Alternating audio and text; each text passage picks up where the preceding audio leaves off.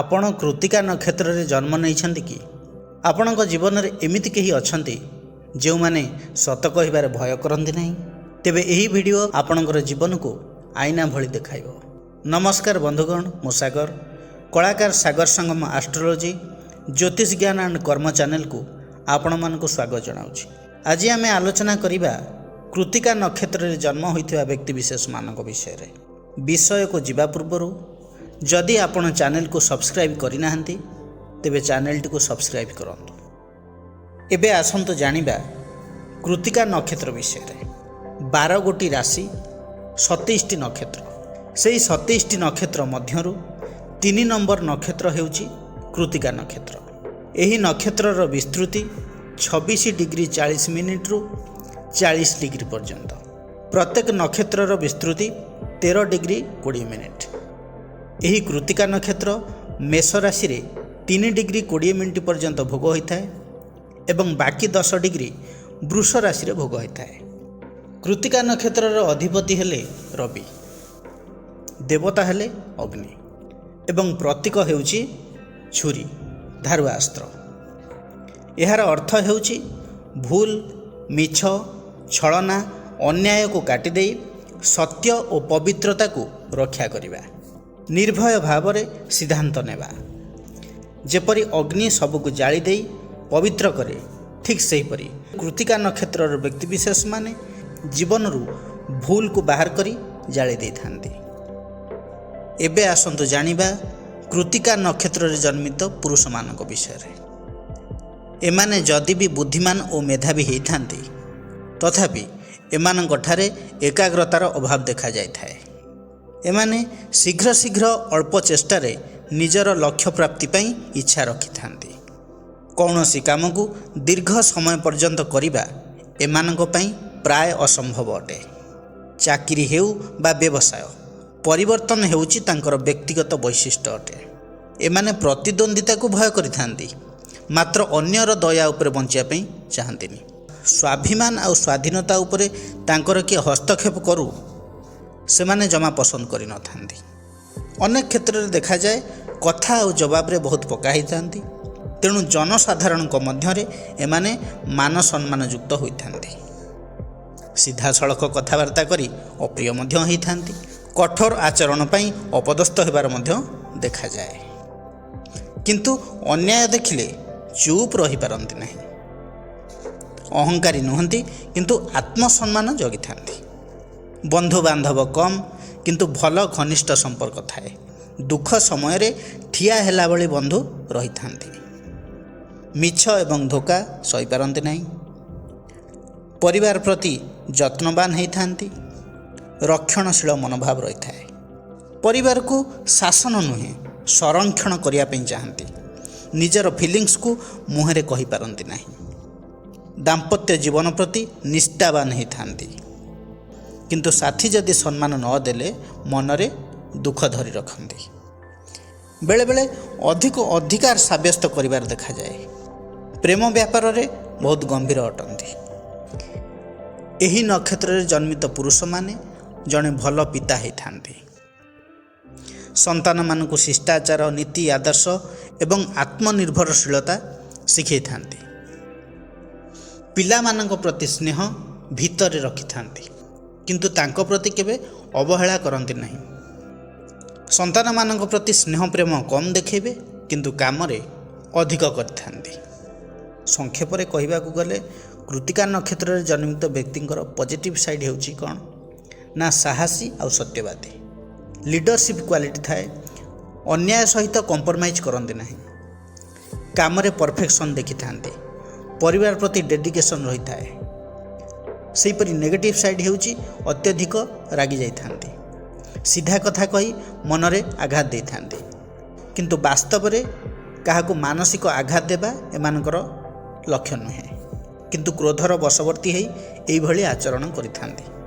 Dominating type nature ରହିଥାଏ ଏବଂ ସମୟ ସମୟରେ ଇଗୋ ପ୍ରୋବ୍ଲେମ୍ ମଧ୍ୟ ଏମାନଙ୍କର ଦେଖାଯାଏ। ହୃଦୟ ନିର୍ମଳ, କିନ୍ତୁ ରାଗ ନିୟନ୍ତ୍ରଣ ନ କରିଲେ ସମ୍ପର୍କ ଭାଙ୍ଗିଯିବାର 100% ପସିବିଲିଟି ରହିଥାଏ। ଏବେ ଜାଣିବା କୃତିକା ନକ୍ଷତ୍ରରେ ଜନ୍ମିତ ମହିଳାଙ୍କ ବିଷୟରେ। ସାଧାରଣ ପରିସ୍ଥିତିରେ ଏମାନେ ସ୍ନେହ ଓ ପ୍ରେମର ପ୍ରତିମୂର୍ତ୍ତି ହୋଇଥାନ୍ତି, କିନ୍ତୁ ପାରିପାର୍ଶ୍ୱିକ ଅବସ୍ଥାରେ ପରିବର୍ତ୍ତନ ଯୋଗୁଁ ଝଗଡ଼ା ପ୍ରକୃତିର ହୋଇଯାଉଥିବାର ଦେଖାଯାଏ। ବାହାରକୁ ଅହଙ୍କାରୀ, ଗର୍ବୀ ଦେଖାଯାଇଥାନ୍ତି। କଥାବାର୍ତ୍ତା ଯୁକ୍ତିତର୍କରେ ଏମାନଙ୍କୁ ହରାଇବା କଷ୍ଟକର। ଏମାନେ ଆତ୍ମନିର୍ଭରଶୀଳ, ସ୍ପଷ୍ଟବାଦୀ ହୋଇଥାନ୍ତି। ଭିତରେ ମାତୃତ୍ୱ ଭାବ ରହିଥାଏ, ବାହାରେ ଅଗ୍ନି ଭଳି ଉଗ୍ର ହୋଇଥାନ୍ତି। ଅନ୍ୟାୟ ସହିବେ ନାହିଁ। ବନ୍ଧୁ ହିସାବରେ ସଚ୍ଚୋଟ, ଅସୁବିଧା ସମୟରେ ପାଖରେ ଠିଆ ହୁଅନ୍ତି। ସମ୍ପର୍କରେ ସମ୍ମାନ ନ ମିଳିଲେ ଦୂରେଇ ଯିବେ। ଧୋକା ଦେଲେ ସମ୍ପର୍କ କାଟିଦେବେ। ପରିବାର ପାଇଁ ପୁରୁଷଙ୍କ ଭଳି ଡେଡିକେସନ୍ ରହିଥାଏ। ପରିବାରର ମଜବୁତ ସ୍ତମ୍ଭ କହିଲେ ଅତ୍ୟୁକ୍ତି ହେବ ନାହିଁ। ସବୁ ଜିନିଷ ଉପରେ ନଜର ରଖିଥାନ୍ତି। ସମସ୍ତଙ୍କୁ ଏକାଠି କରି ଧରି ରଖିବାର ଶକ୍ତି ଏମାନଙ୍କ ପାଖରେ ଥାଏ। କେବେ କେବେ କଠୋର ହୋଇଥାନ୍ତି। ଦାମ୍ପତ୍ୟ ଜୀବନରେ ଇକ୍ୱାଲିଟି ସବୁବେଳେ ଚାହିଁଥାନ୍ତି। ଯଦି ପାର୍ଟନର ଥକି ପଡ଼ିଲେ ତେବେ ନିଜେ ଦାୟିତ୍ୱ ମୁଣ୍ଡେଇ ତୁଲେଇ ନେବାର କ୍ଷମତା ମଧ୍ୟ ରଖିଥାନ୍ତି। ଭଲ ପାଇବାରେ ଛଳନା କରନ୍ତି ନାହିଁ। ମା' ହିସାବରେ ସନ୍ତାନର ଭବିଷ୍ୟତ ଗଠନରେ ଆତ୍ମନିର୍ଭର କରାଇବାରେ ମୁଖ୍ୟ ଭୂମିକା ଗ୍ରହଣ କରିଥାନ୍ତି। ବେଳେବେଳେ ପିଲାମାନଙ୍କୁ ଅତ୍ୟଧିକ କଣ୍ଟ୍ରୋଲ କରିବାକୁ ଯାଇ ଅସୁବିଧାରେ ପଡ଼ିଥାନ୍ତି।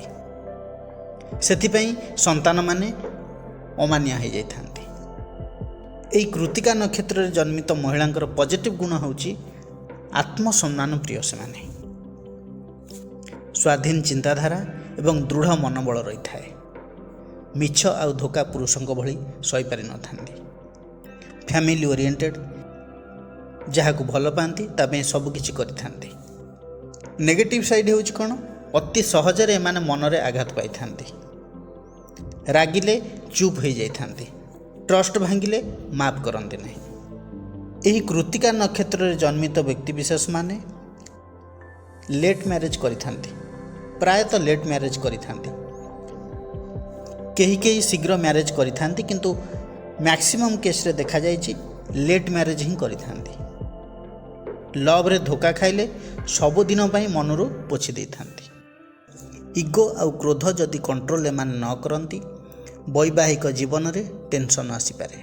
ଏମାନେ ଭିତରେ ସଫ୍ଟ କିନ୍ତୁ ବାହାରକୁ ଷ୍ଟ୍ରଙ୍ଗ ଦେଖାଯାଆନ୍ତି। ଭଗବାନ ଏମାନଙ୍କୁ ସତ୍ୟ ଆଉ ନ୍ୟାୟର ଯୋଦ୍ଧା ରୂପରେ ପଠାଇଥାନ୍ତି।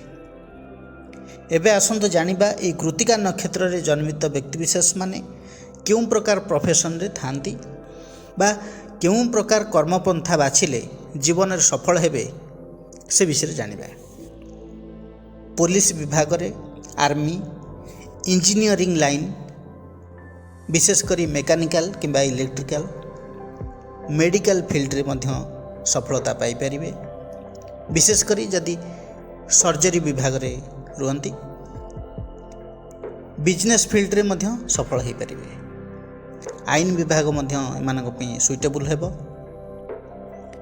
ଫାୟାର, ଫୁଡ୍ ଇଣ୍ଡଷ୍ଟ୍ରି, ବିଜନେସ୍ରେ ଷ୍ଟ୍ରଙ୍ଗ ଲିଡରସିପ୍, ହାଇ ପୋଷ୍ଟରେ ମଧ୍ୟ ଅବସ୍ଥାପିତ ହୋଇପାରନ୍ତି। ଟିଚରସିପ୍ ଏଜୁକେସନ୍ ଲାଇନ୍ରେ ଯଦି ଏମାନେ କ୍ୟାରିୟର କରିବା ପାଇଁ ଚାହୁଁଛନ୍ତି ତେବେ ସଫଳତା ପାଇବେ। ଅଧିକାଂଶ କୃତ୍ତିକା ନକ୍ଷତ୍ରର ବ୍ୟକ୍ତିବିଶେଷମାନେ ଯେଉଁମାନେ ଜବ୍ କରିଛନ୍ତି, ଗଭର୍ଣ୍ଣମେଣ୍ଟର ହେଉ ବା ପ୍ରାଇଭେଟ୍ର ହେଉ, ତାପରେ ବି ସେମାନେ ସୋସିଆଲ ୱାର୍କର ଭାବରେ କାମ କରିବାର ଦେଖାଯାଏ। ଏହି କୃତ୍ତିକା ନକ୍ଷତ୍ରରେ ଜନ୍ମିତ ବ୍ୟକ୍ତିଙ୍କର ଜୀବନର ମୂଳମନ୍ତ୍ର ହେଉଛି ସତ୍ୟ କୁହ, ଅଗ୍ନିକୁ ଆଲୋକ ପାଇଁ ବ୍ୟବହାର କର, ଦାହ ପାଇଁ ନୁହେଁ। ପ୍ରତିକାର କ'ଣ କରିବେ? ପ୍ରତ୍ୟେକ ଦିନ ସୂର୍ଯ୍ୟଙ୍କୁ ଜଳ ଅର୍ପଣ କରନ୍ତୁ। ରବିବାର ଏବଂ ମଙ୍ଗଳବାର ଲାଲ ଫୁଲ ଅର୍ପଣ କରନ୍ତୁ। ପ୍ରତ୍ୟେକ ସୋମବାର ଦିନ ଓଂ ନମ ଶିବାୟ ମନ୍ତ୍ର 108 ଥର ଜପ କରନ୍ତୁ। କୌଣସି ମଙ୍ଗଳବାର ଦିନ ଲାଲ ବସ୍ତ୍ର, ଗୁଡ଼, ମସୁର ଡାଲିର ଦାନ କରନ୍ତୁ। ଯେଉଁମାନେ ଅଗ୍ନି ସମ୍ପର୍କିତ କାର୍ଯ୍ୟ କରୁଛନ୍ତି ସେହି ଲୋକମାନଙ୍କୁ ସାହାଯ୍ୟ କରନ୍ତୁ। ଆପଣଙ୍କ ପାଇଁ ଶୁଭଫଳଦାୟକ ରହିବ। ବନ୍ଧୁଗଣ, ଏହା ଥିଲା କୃତ୍ତିକା ନକ୍ଷତ୍ରରେ ଜନ୍ମିତ ବ୍ୟକ୍ତିଙ୍କର ବିଷୟରେ ବିଶେଷ ଆଲୋଚନା। ଆପଣ କିମ୍ବା ଆପଣଙ୍କ ପରିବାରରେ ଯଦି କେହି କୃତ୍ତିକା ନକ୍ଷତ୍ରରେ ଜନ୍ମ ହୋଇଛନ୍ତି ତେବେ କମେଣ୍ଟ ବକ୍ସରେ ଜଣାନ୍ତୁ। ଯଦି ଭିଡ଼ିଓଟି ଭଲ ଲାଗିଥାଏ ତେବେ ଲାଇକ୍, କମେଣ୍ଟ, ସେୟାର କରନ୍ତୁ ଏବଂ ସବସ୍କ୍ରାଇବ୍ କରିବା ପାଇଁ ଜମାରୁ ବି ଭୁଲନ୍ତୁ ନାହିଁ। ପୁଣି ଆସିବି ଆଉ ଏକ ନୂଆ ଅଧ୍ୟାୟକୁ ନେଇ। ସେ ପର୍ଯ୍ୟନ୍ତ ରହୁଛି ନମସ୍କାର।